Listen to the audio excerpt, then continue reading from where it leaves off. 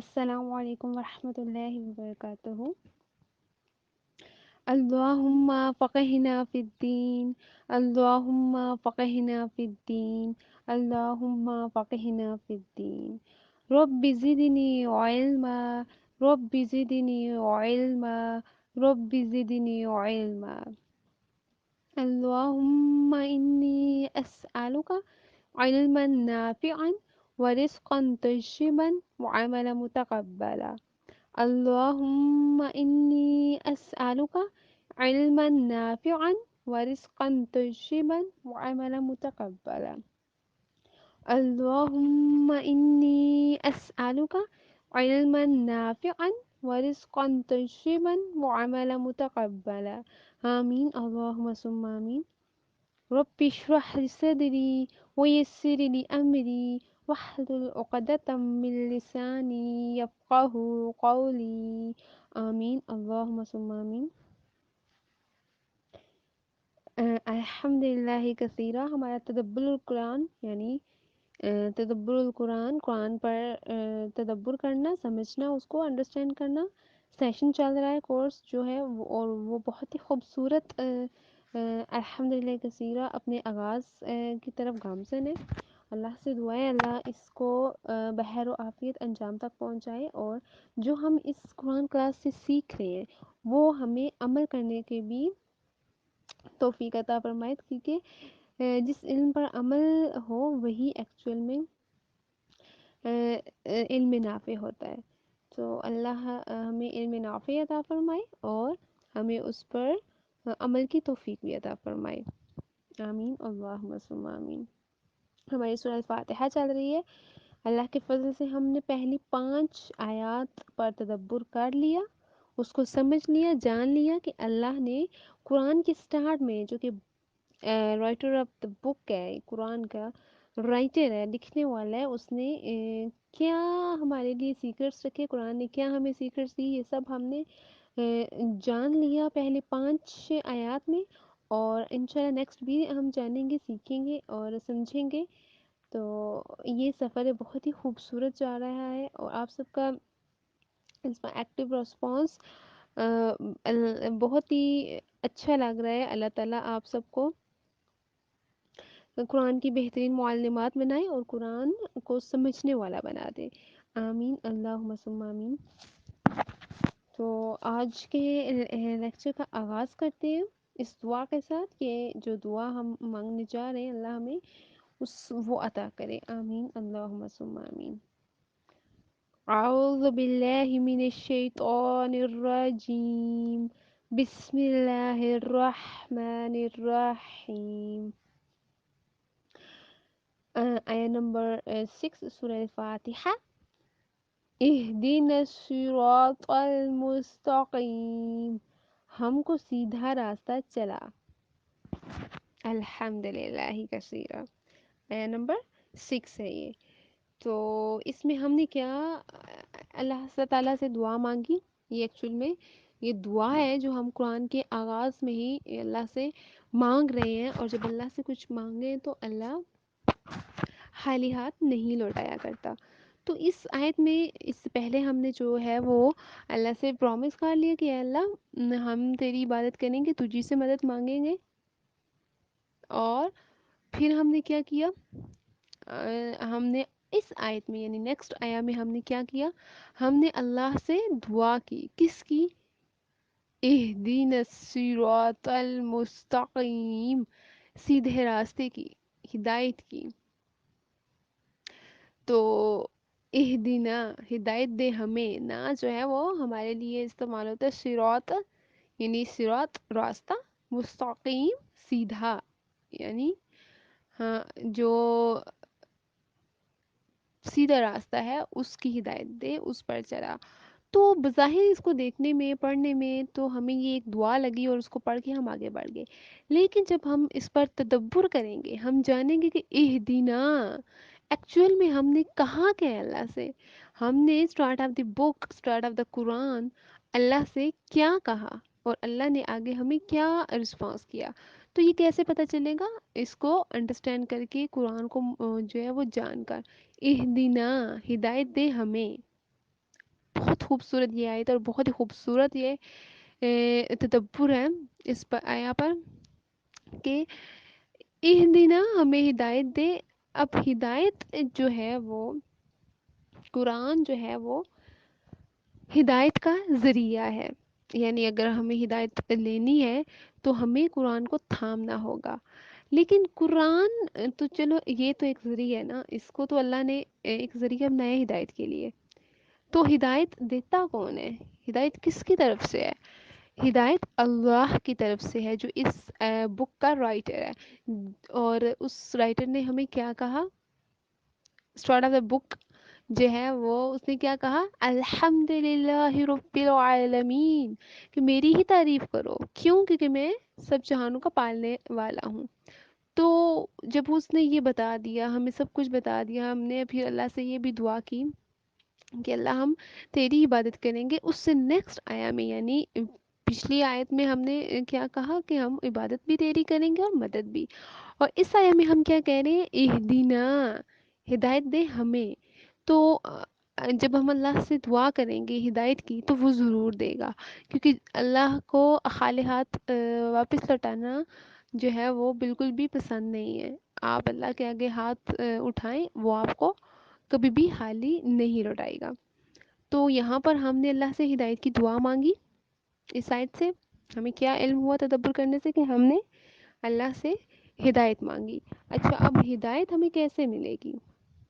ظاہر ہم نے تو کہہ دیا اہدینا, نا جو ہے وہ ہم جو وہ پلس ہے سیغے میں آتی ہے زیادہ کے لیے.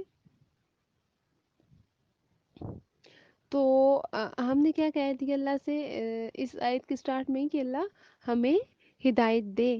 اچھا, اب ہدایت تو وہ ہمیں دے گا, ظاہر ہے اللہ نے کہا ہے کہ یہ قرآن ایک ہدایت ہے اور ہدایت کا ذریعہ ہے. تو اور اللہ نے یہ کہا ہے قرآن میں کہ ہدایت اسی کے لیے جسے اللہ دے. تو جسے اللہ ہدایت دے دے اسے کوئی گمراہ نہیں کر سکتا. تو ہم نے اسٹارٹ آف دی بک ہم نے کہہ دیا اللہ سے اللہ ہمیں ہدایت دے. اب اس ہدایت ہم نے دعا تو کر دی, لیکن اس دعا کے بعد ہم نے اسباب بھی پیدا کرنے, اسباب بھی اختیار کرنے. کیسے؟ ہم نے ہدایت کی دعا مانگی, اللہ نے قبول کر لی. اب اس تک پہنچنے کے لیے یعنی اس ہدایت تک پہنچنے کے لیے ہمیں اسباب بھی اختیار کرنے پڑیں گے. ہمیں قرآن کلاسز کو جوائن کرنا پڑے گا, ہمیں اللہ سے دعا کرنا ہوگی کہ اللہ ہمیں قرآن کو سمجھا دے تاکہ ہم ہدایت پا سکیں. تو یہ سب کیا ہیں؟ یہ اسباب ہیں. تو جب ہم سبب اختیار کریں گے تو اللہ ہمیں ہدایت بھی ضرور عطا کرے گا انشاءاللہ. خود بھی تھوڑی محنت کرنا پڑے گی, قرآن کو سمجھنا ہوگا, قرآن کہہ کیا رہا ہے, قرآن میں ہمارے لیے کیا ہے, تاکہ ہم حقیقی معنوں میں جان سکیں کہ قرآن میں ہماری لائف کا ذکر تو ہے. قرآن ٹوٹلی جو ہے وہ ہم پہ ہی ہے لکھا گیا, یعنی انسانوں پر. تو ہماری ٹوٹل ہول لائف اس میں موجود ہے, اور ہماری زندگی کے تمام تر واقعات, تمام تر فیز بہت ہی خوبصورتی سے ڈیفائن کی گئی ہیں اس میں. اور ہمیں کیا چاہیے کیا نہیں چاہیے, ہم نے کس طرح سے دعا مانگنے, کیا کرنا, یہ سب ایچ اینڈ ایوری تھنگ اس میں موجود ہے. بس ہمیں قرآن پر تدبر کرنا ہوگا, اس کو سمجھنا ہوگا, تاکہ یہ سب راز, یہ سب سیکرٹس ہم لے سکیں. تو ہم نے کہہ دیا اللہ ہمیں ہدایت دے. اب اللہ نے ہدایت تو کی دعا تو سن لی, آگے ہم کیا کہہ رہے ہیں؟ صراط یعنی راستہ, ہمیں وہ راستہ دکھا جس میں ہدایت ہے, یعنی ہدایت یافتہ لوگوں کا راستہ. ہم نے اللہ سے یہ دعا کر دی, بہت خوبصورت دعا کر لی. اچھا, اب اس دعا پر عمل کرنے کے لیے ہمیں جو ہے وہ پریکٹیکل بھی کرنا ہوگا. صرف دعا پر ہی نہیں رہنا, ہمیں تھوڑا سا خود بھی ہلنا جلنا ہے, ٹھیک ہے, تاکہ یہ ریئل میں ہم اس جیسے بن سکیں, تاکہ روز قیامہ یہ قرآن ہمارے لیے پازیٹیو گواہی دے کہ اس نے جتنا مجھ سے سیکھا اس پر عمل بھی کیا.